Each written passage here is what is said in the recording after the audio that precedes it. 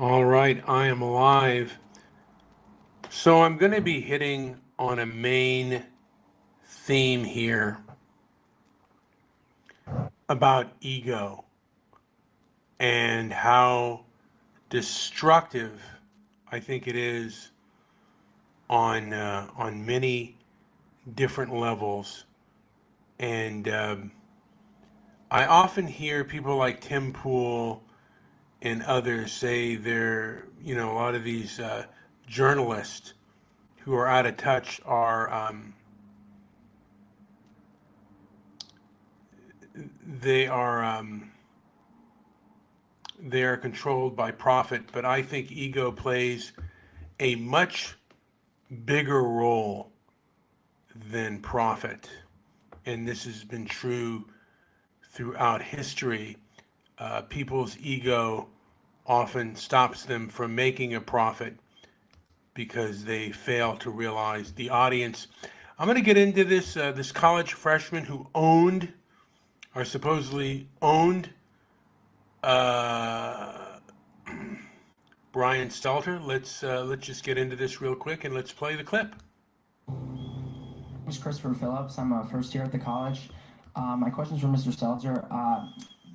You've all spoken extensively about Fox News being a purveyor of disinformation, but CNN is right up there with them. They pushed the Russian collusion hoax. They pushed the Jussie Smollett hoax.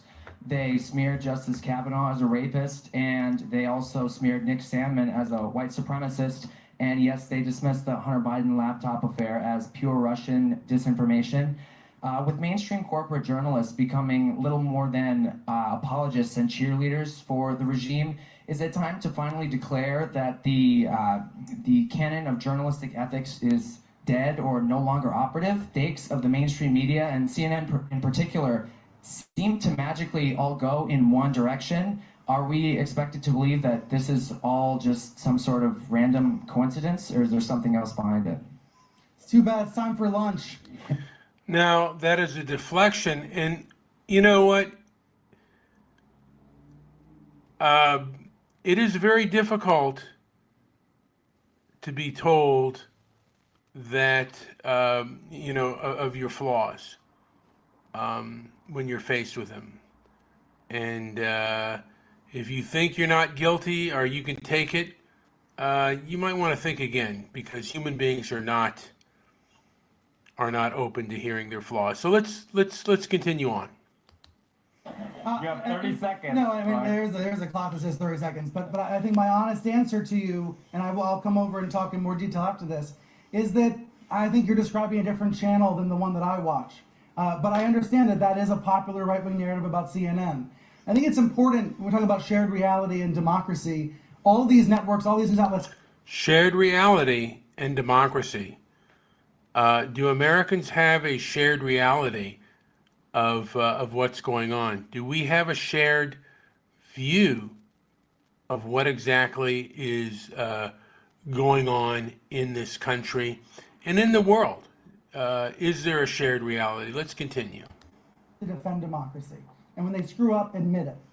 But when Benjamin Hall, the Fox correspondent, was wounded in Ukraine, the news crews at CNN and the New York Times stopped what they were doing, and they tried to help. They tried to help him get out of the country. They tried to find the dead crew members. That's what news outlets do. That's how they actually do work together. To your question about sharing those kinds of connections and trust, we don't talk about it enough, though. We don't share that reality about how that happens. And with regards to the regime, I think you mean the President Biden. The last time I spoke with a Biden aide, we yelled at each other. So that's the reality of the news business that people don't see, that people don't hear. They imagine that it's a situation that simply is not. But I think your question, it speaks to the failure of journalism to show our work and show the reality of how our profession operates. We have a lot of work to do, I think. Okay, so that really goes into the issue of reality in this country and what exactly. Hi, thank you for coming. My name is Christopher Phillips. I'm a first year at the college. My question is for Mr. Stelter. Play that again. You've all spoken. Okay.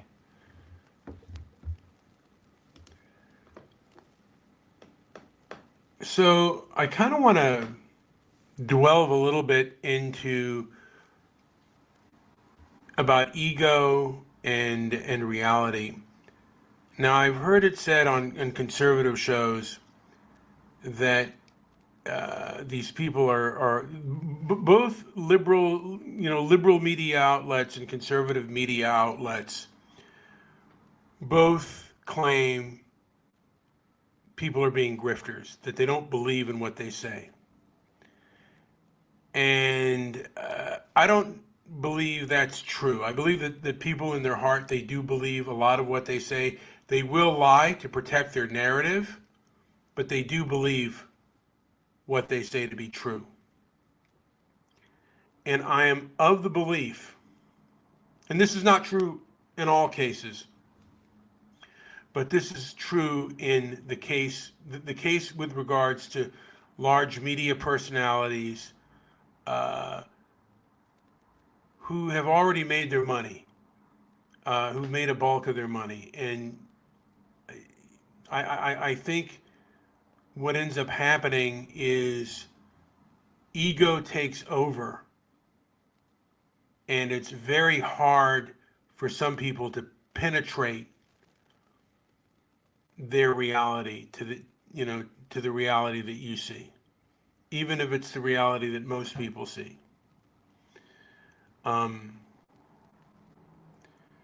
a perfect example of this is the Young Turks.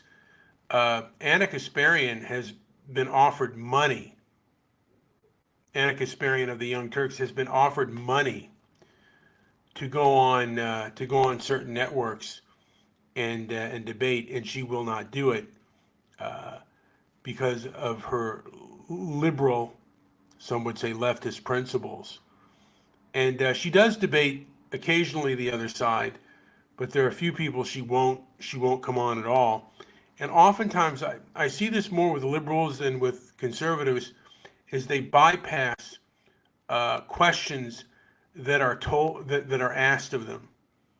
And you know what, there may be a case of that. Maybe I'm not looking because perhaps I'm biased, but what I'm observing is that when certain people are asked questions, particularly, and it's primarily on the left, that they bypass. But I've seen this with conservatives too, at different points in times. Both sides do it. I remember during the Iraq War, certain questions that I've always had were never asked, like, why did we invade Iraq and not Iran? Wasn't Iran a bigger threat? Just a thought that pops into my brain.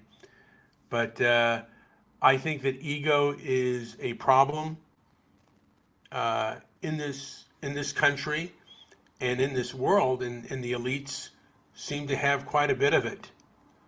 And a lot of times they're just doubling down, and they're not seeing the reality for what it is. And Disney has a lot of elites with ego who think that they are right and they know what is best for everyone, and their stockholders be damned. And the issue with Elon Musk and Twitter, the Twitter price went up, but there are a lot of people who work on the board of Twitter see that as a threat to their culture and to their ego. They have made an issue out of censoring people because they believe that views are damaging, and that if views and beliefs get out there, they could be damaging to the psyche of so-called marginalized groups. And that is often what the elites in power believe. And this has been throughout the years. When the film industry first, started to come out, actually when the talkies first came out, they had a thing called the Legion of Decency. And they had the Hayes office, and then they also had a more stricter more enforceable body called the Legion of Decency, and they believed that what they were doing was in the best interest of the public. And today, these modern day people who run a lot of these social media companies are kind of like the modern day Hayes office and Legion of Decency kind of group. And they believe they know what is best for the general public. And I'm reminded of the movie Viva Zapata with Marlon Brando. Marlon Brando is asking questions in the beginning of the film. Viva Zapata is asking questions, and the landowner says, "What is your name?" And he gives his name, and he gets his name circled. Go near the end of the film, Viva Zapata. Zapata's in power now, and one of the peasants, he's asking a question about the circumstances and the living conditions, and now he's asking for the name. So kind of monkey see, monkey do, and Hollywood often derails what they would call McCarthyism, but they practice the same kind of thing. People are often hypocrites and don't even see it, and that includes myself. And I should say there were things that I absolutely believed wholeheartedly with my heart, body, and soul, and I ended up being completely wrong. And that's with a lot of people. You can believe something with your heart, body, and soul and still be wrong. Anyway, this has been Brian with Transparency and Merit. Like, subscribe, leave a comment down below. Also, if you gain anything from this, share this video. That's all I have to say. Thank you for listening. Those few that